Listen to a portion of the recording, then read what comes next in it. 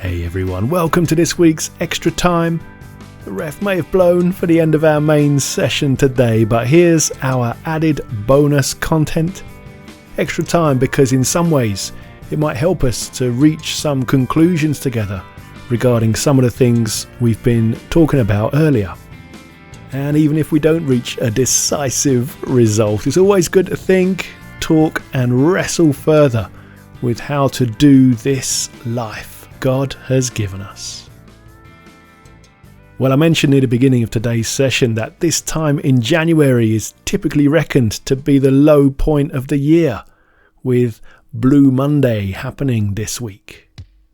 Now, for you pop masters out there, you'll be aware that this concept of Blue Monday shares its name with what's regarded by some as one of the greatest pop songs of all time, Blue Monday, by the band New Order. And so, with a bit of music in mind, here's an opening question to help us tune up together.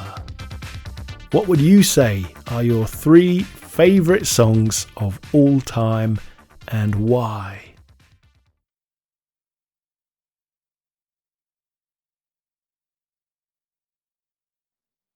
Now, Blue Monday aside, we talk about the perceived rise in people's general levels of caution at the moment, but also explored this idea of the cycle of grief, in that a journey through grief can often take in stages including denial, anger, bargaining, depression, and acceptance. And so, following up these thoughts, perhaps consider these questions. In what ways would you say your mindset to the pandemic has changed, if at all, over recent months?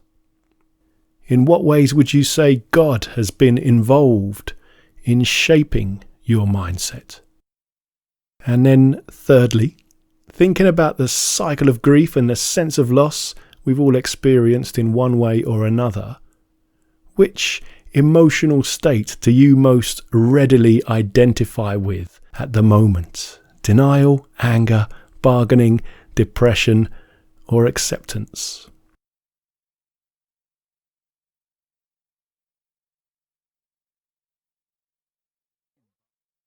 In the session, we turn to a passage from Matthew chapter 6 in which Jesus talks about worry. As was mentioned, this idea of worry is about being split or torn, pulled in different directions. And we considered the ways in which Jesus steered us away from being split, from being worried about tomorrow, and tells us instead to remain present in today. Jesus doesn't deny that today would have its own worries, its own troubles, but he counsels against carrying tomorrow's worries on top of today's. And so with this in mind, perhaps think about these questions. What are the main things that you tend to worry about? How does your faith impact the way you handle these worries? And then, with that, would it help comment in mind? What practical steps would help you in dealing with the things you worry about most?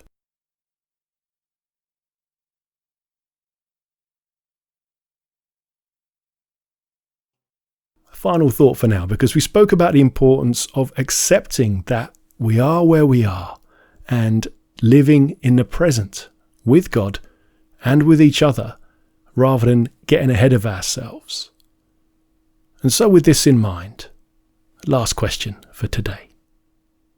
Leaving aside what we can't do in these present times, what things can we do, either for the first time or do more of, which will help us to live a fulfilled life? Perhaps think about what this might mean for your own sake, for the way you relate to others, and the way you relate to God.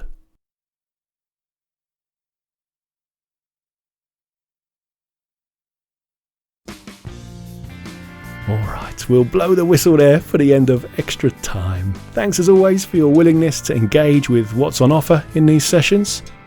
And if you're finding this or the main sessions helpful, then do please share them with your friends or on social media. And so, leaving tomorrow to tomorrow and instead focusing on today. Take care, God bless, and let's get together again soon. Alright, bye for now.